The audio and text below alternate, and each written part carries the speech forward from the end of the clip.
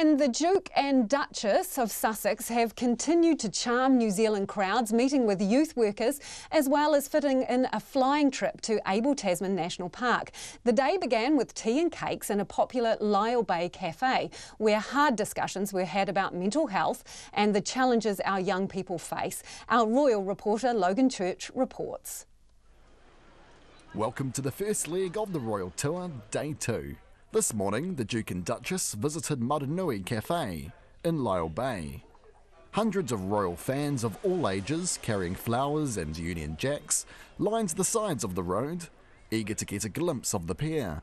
Among them was Lyall Bay local Michelle and her son Elijah. We just live around the corner, so it's been fantastic that Prince Harry and Meghan chose to come to our local cafe for morning tea and to meet some of the locals. I think it's an excellent representation of Wellington versus some of the big posh hotels or something in town, to actually for them to taste a piece of New Zealand, a piece of Wellington.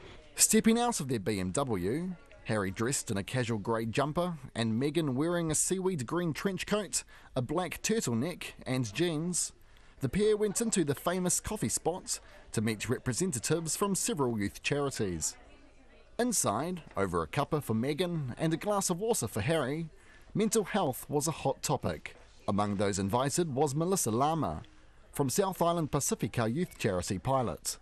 Afterwards, she told me their discussions were wide-ranging, from biculturalism to the effect gaming is having on children. People at my table mentioned some of the games and how it can have a negative effect on the brain, and Meghan was like, Harry, especially Fortnite, right? Like, she turned into, she was like, Fortnite. I wonder if Harry's a secret Fortnite player. Yeah, well, he kind of just went, yeah, but she was like, yeah, like Fortnite, but yeah.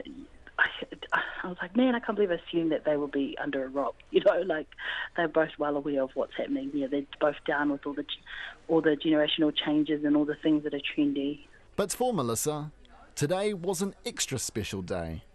Look, I'm a young mum at 17, and when I sat there, I felt like I was representing not only the Pacific people, not only those people who invested time and resources into me, but also where I've come from.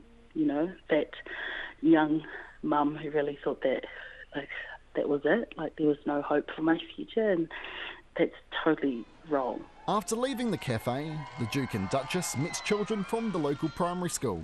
They said it was very kind of me to come up and meet them, and they said it was nice to meet me. Although it proved too much for one boy, who burst into tears. Meghan tried to comfort him. As the motorcade left Lyall Bay, cafe staff brought out royal leftovers for the hungry crowd.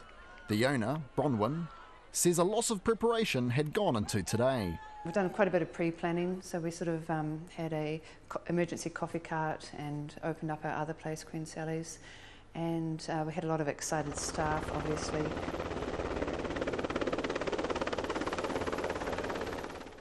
This afternoon, the couple flew in an Air Force chopper to the rainy Abel Tasman National Park. Weckers prowled around as the couple were welcomed to the beachside campsite with a pōwhiri from local iwi. Harry and Meghan took a stroll along the yellow sand beach, arm in arm and sharing an umbrella, with Dock Ranger Andrew Lamison. They spoke about conservation as well as fake news. The royals then joined local school kids and youth volunteers for brownies and a spot of tea.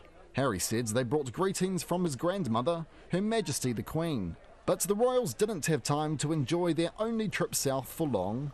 They are now up to Auckland for the second leg of their trip. Let's hope the weather is a little better. The forecast isn't looking promising with more rain expected. On the royal tour for Checkpoint, call Logan Church 10.